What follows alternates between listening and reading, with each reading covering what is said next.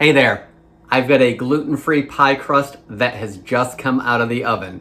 So today, we're gonna make a gluten-free baking mix pie crust. We're gonna use King Arthur's gluten-free all-purpose baking mix to make this pie crust. It's a no-roll pie crust, meaning we just have to mix it up, press it into the pan, and get it baked off. You guys are going to stick around to the end of this video because I'm going to tell you my thoughts on the pie crust. And after that, I'm going to pop in a day later and tell you what I think of it after there's a pie in it. I'm Jamie with SavorySaver. I share gluten-free recipes, tips, tricks, and resources to make your gluten-free lifestyle easier. So please consider hitting subscribe and let's get started.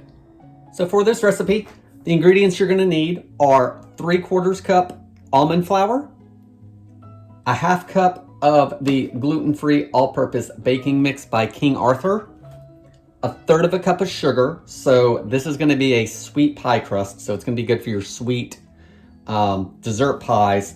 But if you're doing some kind of savory pie, you may want to mess with the sugar amount, lowering it some to see if that works, because I think that's going to be a lot of sugar in this crust. So I think it's going to have kind of a cookie taste to it. You're also going to need 1/2 stick of butter, which is 4 tablespoons. This is unsalted, and I've softened it to room temperature. You're going to need a 9-inch pie pan, and their recipe doesn't say if it's deep dish or just regular, so I'm going to use the deep dish just in case. We'll see how that comes out.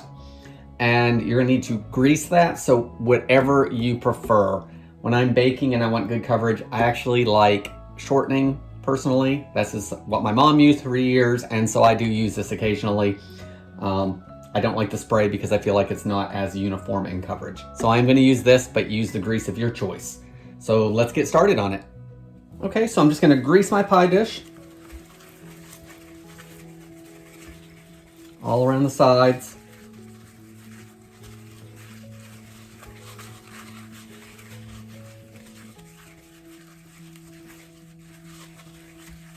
That's good.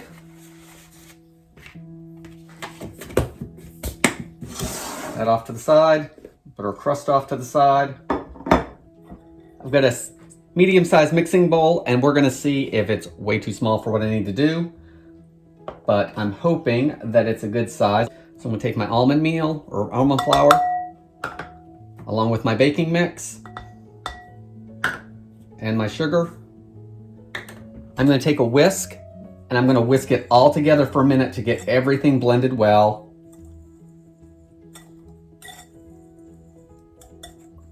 We'll get the lumps out of the almond meal.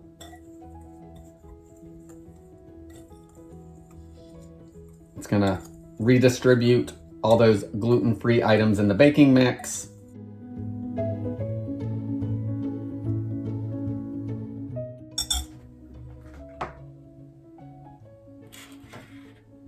Next, I'm going to add my butter, and the directions say to blend everything until crumbly. I'm going to use a pastry blender. I think that's going to cut it in better. You could also use a couple butter knives and just kind of crisscross throughout it. So let's see how this works.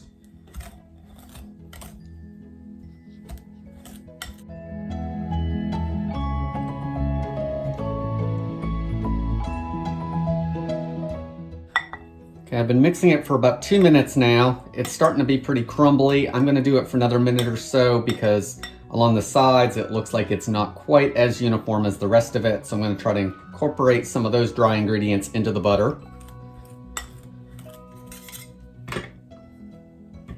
Okay, so everything looks nice and crumbly now.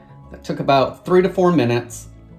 And the recipe online also says if you wanted to roll this out, you can add an egg. I'm not going to do that. That's an extra step.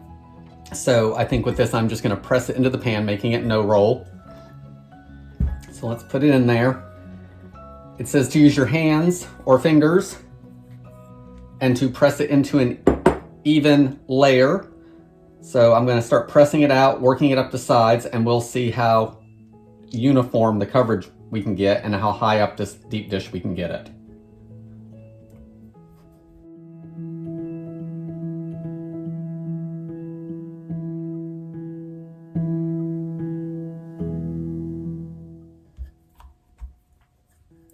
The This is actually pressing in really good, to the bottom at least. I'm trying to force it over to the edges so I have excess to work with on the sides. It looks like you could probably do this in a regular 9-inch, not deep dish, because it's not going all the way up the edges. And I think this is a 9.5-inch pie pan, so that could be part of it as well. I'm using my thumb to go around the edge because I'm getting better leverage that way, and I can really press it against the side. All right, that looks like about as good as we're gonna get. I do have some issues with it not being all the way up the side. So you're probably gonna wanna use your regular 9-inch pie plate for that, not your deep dish, and make sure your pie recipe, whatever you're using, is gonna go into a 9-inch, not a deep dish. So now that our crust is ready to go, it needs to go in the freezer for 20 minutes, and that's probably to firm that butter back up and get that nice and cold again. So I'm gonna pop that in the freezer for 20 minutes. While it's in the freezer, I'm going to turn my oven on to 375 degrees Fahrenheit to heat up. Once this comes out of the freezer, you wanna bake it for 12 to 15 minutes or until it's golden brown across the whole thing. And then you wanna let it cool on a wire rack, and then it'll be ready to fill. So I'm gonna get those steps done, and we'll be right back to see what it looks like.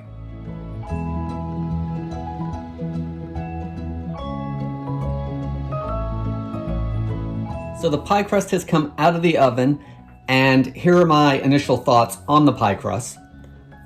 It's nice and golden, which is great, all the way across. The edges are a little darker.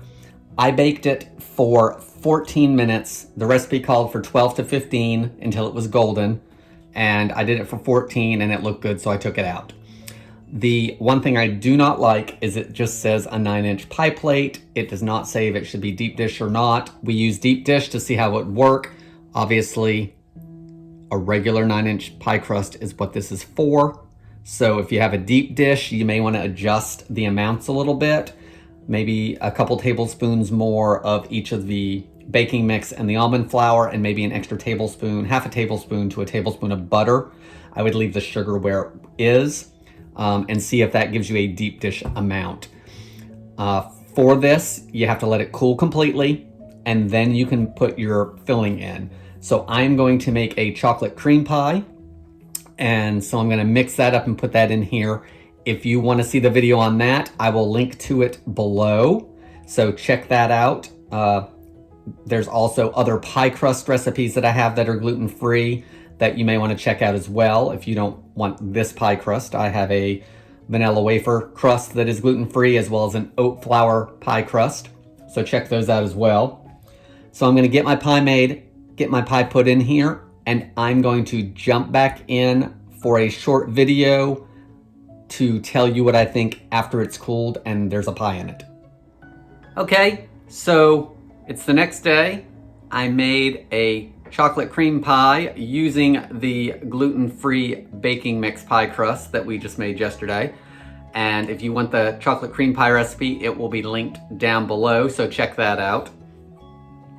And because the first piece never comes out easy, I have one little piece of crust here that I'm gonna try separate. It stayed together well, it cut well. We greased the dish, so it came out clean, it cut clean. I really like that about it. Let's taste just the crust.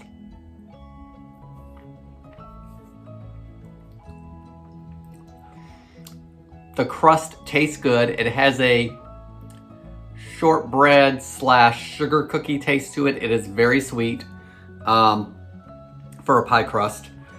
Pie crust doesn't usually have a whole lot of sweetness to it. So this is good for a sweet pie. I would not use all that sugar if you were trying to make it for a savory pie. I would cut that way back to probably almost nothing.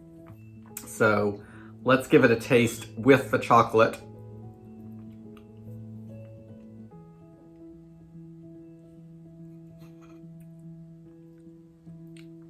So there it is with the chocolate. I think it works really well with a cream pie. Like I said, it's got that cookie texture to it. It's crispy, it's not soggy, it's got a really good texture to it. And I made this probably about 24 hours ago. So it's been in the fridge all night. So I think that using King Arthur's gluten-free baking mix and making a pie crust out of it from their website is a good bet for you. Guys, I hope you enjoyed this video. Please leave me any comments below and consider subscribing if you haven't done so already. Thank you for watching, and I hope to see you on the next video.